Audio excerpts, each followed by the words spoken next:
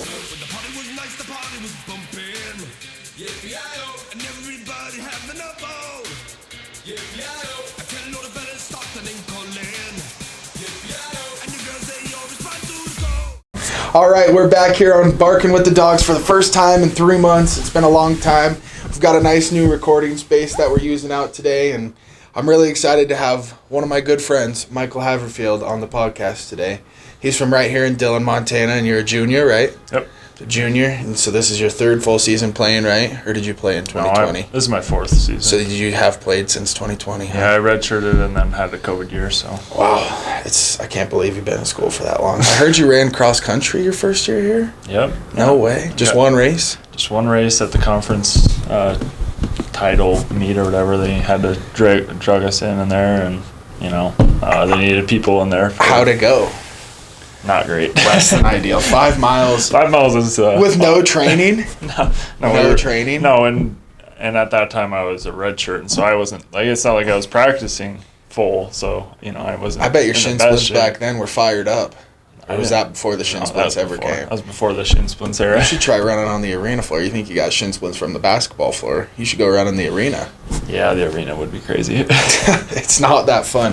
All right, so here today we're going to talk a little bit about this upcoming game against Rocky, which is tomorrow, and then also just how the season's been and his first year under Coach Jensen, and also how his dad is now one of his coaches. And so first I'll kind of ask you about just how the first season under Coach Jensen's going and what's been great about it and what's been different about it and how has things been so far. Okay.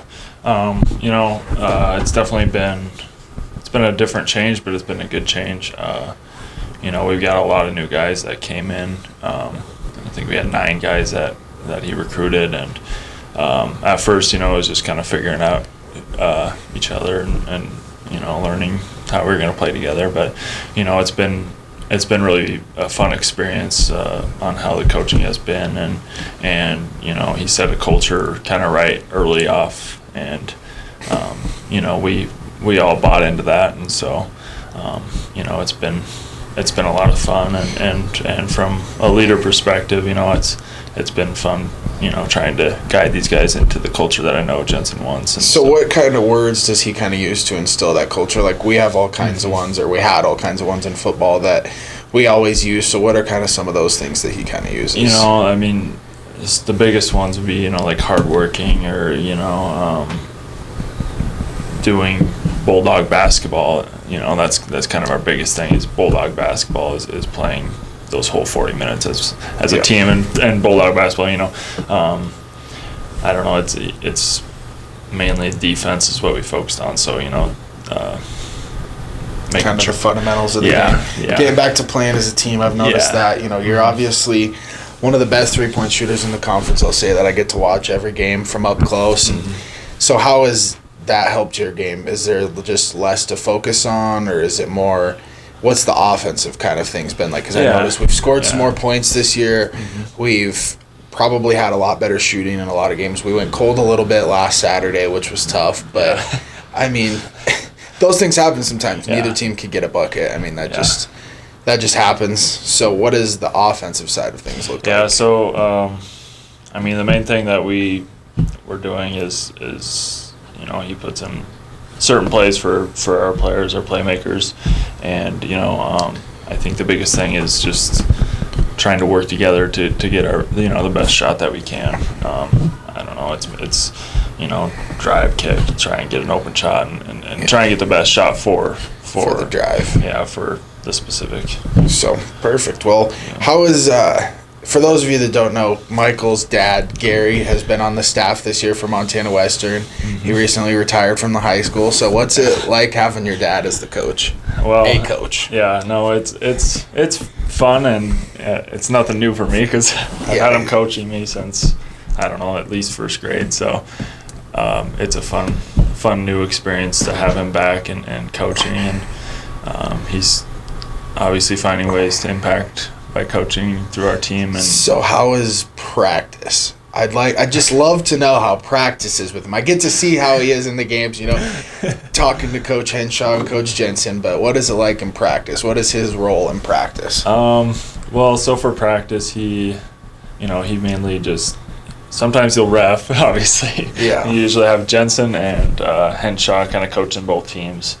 And then he's kind of just the middleman, kind of just like directing, kind of off to the side, saying stuff about offense and defense. Kind of just that. Yeah, It kind of just seems like that elder voice that everyone needs. The voice of reason, we'll call him. Exactly. So, yeah, he just kind of jumps in there whenever, and then they make him ref a little bit, which not everyone agrees with his calls, obviously. Yeah, I can imagine how he is as a ref.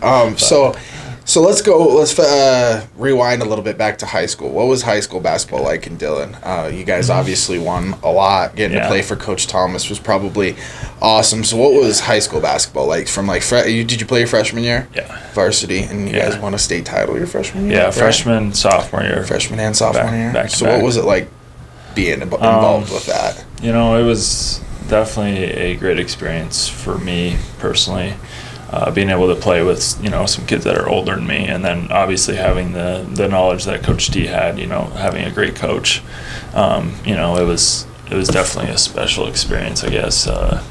Just the way he coached us and demanded how we played, and that's kind of where I learned how to play today. He kind of shaped how I am, and so it's definitely a fun experience, and to be able to be on those winning teams, especially, to share that with those people. Yeah, I'm sure it was a cool experience, and obviously getting to do that early in your career was probably awesome. Yeah. Built for the future, and also, so what was it like you got to play with your brother for 2 years in high school? Yep, 2 years in high school. 2 years in high school, and then three here. Yep. 3 here. Yep. So, 3 in college. Do you miss your brother? A little bit. On and off the court. Yeah, we get to talk quite a bit now, so I definitely just hear from him every once in a while. He's over in Ireland, so yeah, he's a little busy. The time difference is interesting, so you don't get to see him as often. And it's hard to talk to him because he's getting in bed by the time I'm just waking up for the day and everything. Or around or whatever it is, 2:00 in the afternoon. He's already getting in bed, so it's like you got to talk to him in the morning if you're going to talk to him. But he's been following all the games and stuff, and good. Been kind of sending me messages and whatnot, but yeah. All right, well, we're kind of done talking about the basketball stuff for a minute now, kind of. What is your favorite memory as a Bulldog so far, basketball-wise first? Okay. I can't remember what game it was. I think it was it might have been against Tech. I think it was a couple years ago, and I think there was a buzzer beater. I don't know if it was Tech or not, but I had a buzzer beater or whatever, and the student section all just kind of came running out of the court, and that was yeah, those are certainly good memories. This year you've had a couple of those big shots too. Who was those big shots against in January? Northern, when we went to OT. Oh yeah, I think it was. That was Northern. Yeah. Or Rocky. You hit it. Was it Rocky? I think it was Rocky. You hit the three in regulation, and then hit another one in overtime. You catch and shot for no reason. There's still 7 seconds left on the clock. Yeah. But you made yourself look like Kobe. It was sweet. I loved every second of it. I was like, probably don't need it, but it went in. So that's what matters. So what is your favorite memory at Western that doesn't include basketball? Man. I don't know. I would probably just say all the memories that we make as a team. So we usually do like a hike and stuff. Do you hike Baldy? No, Deerhead Lake. You guys should hike Baldy. Deerhead it's terrible. Lake. Yeah. Any old dog football player that watches this knows that. I'll never do that again. Well, yeah, we don't do quite that hike. We just do, like a mile and a half. And you just go hang out? What do you do? We went fishing for a little bit. Oh, you went fishing. How'd that go? That was a fun experience. Is there grayling in Deerhead? I don't know. You don't know? So you didn't catch any fish is what I'm hearing. No, but Jock was on the fishing pole, so that was I'm sure that was a sight to see. I'm sure you loved and enjoyed it. That was pretty fun. What other kind of team building things do you guys do? Or have done this year anyways? Team dinner. I don't know. I'm trying to think of what else. I think we went on a hike this year too. We went up to a different lake. Minneopa? No. Agnes? Yeah, Agnes. Which way did you go? Did you go the long way? Steep way. That one's also tough. Yeah, that one's tough on the big guys. I can tell you that right now. I've made that hike a few times. Yeah. Never do it again. That's another one of those never do it again on my opposite of my bucket list. So I think the only other question I probably have is, what does this team have that some of your other teams haven't in the past? Like, I think there's a lot more camaraderie with this team. We can all see it from the stands. Yep. And so how have you guys gelled so quickly with, basically 4 new starters?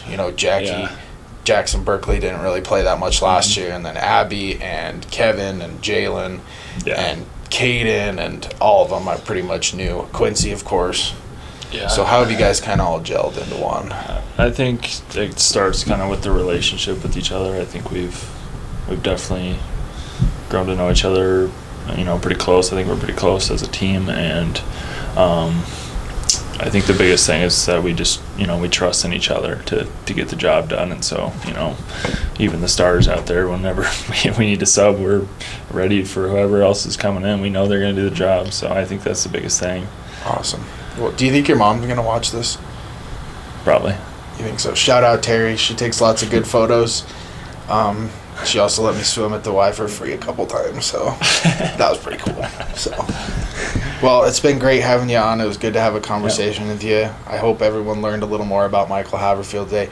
Big Mike, that's his name. I'm the only one that calls him that, and I get to say it on the loudspeaker all the time, and hopefully I'll get to do it a few more times this year. So, all right, man, thanks for coming on. Good luck. Yep, thank you.